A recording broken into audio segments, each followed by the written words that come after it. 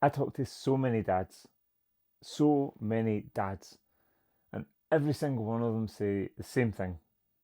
If you have ever said this, stay tuned to this video. It is going to download and disclose all of the ways to deal with disciplining your children in a way that will be effective, efficient, and it won't eradicate all of the love and connection that you have with them for the rest of the time. So, welcome back to the channel. I'm Ryan McTaggart. I am the head coach of the Supernatural Dad movement. That was a mouthful today. If you haven't already, hit subscribe, hit the notification bell, and stay tuned for all of this information and all of the coaching that I'm bringing to the channel day in, day out for the rest of the time. We'll always be putting this data out. We'll always be putting this information out. It will always be coming. We don't miss. So, disciplining your children is often the dad's quote unquote job. And if it's your job to discipline your children, you have to know the best way to discipline your children so that they embody that discipline and they carry it forward in their life. So,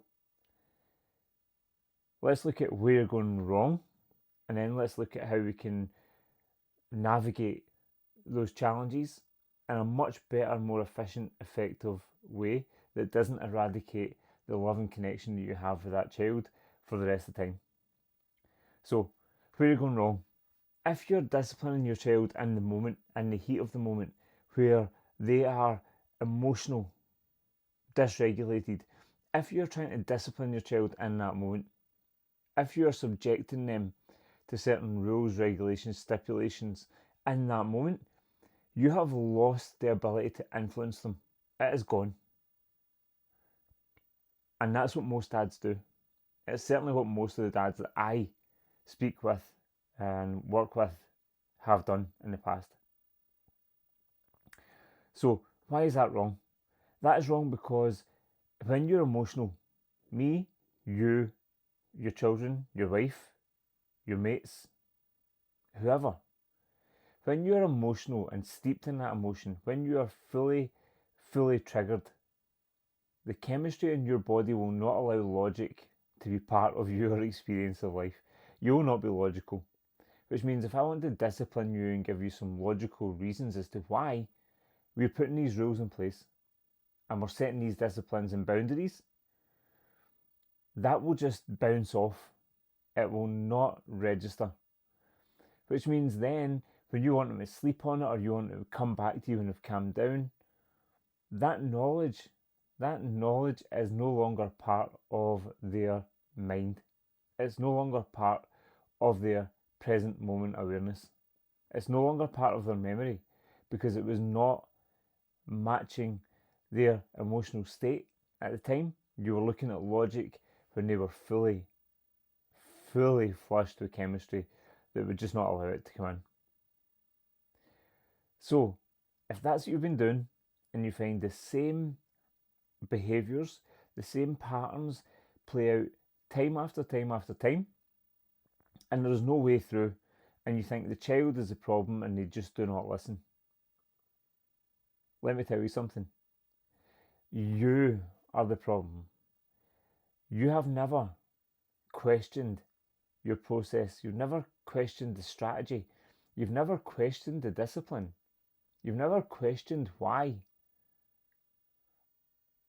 And that's what this video will totally transform for you.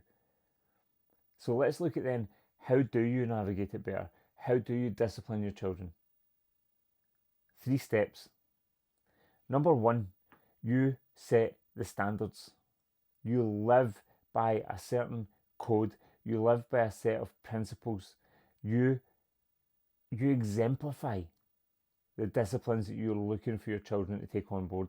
And if you exemplify that and that is your standard and that's how you live day in, day out, the children will be conscious at many points and experience the way that you live, experience the way that you behave, you engage with others, you engage with life. They will experience all of that when they are fully conscious. So what you've done there is that you have built within them a reference point. Check. Step number two.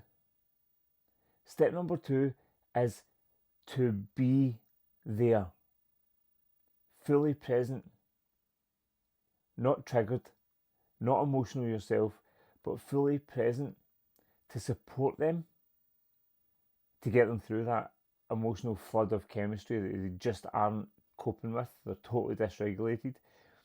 So you have to be there with them and co-regulate. So you have to be the calm party that can allow them to find some semblance of sanity in that chaotic moment, that chaotic period of their life which they're not handling very well. So that's step number two.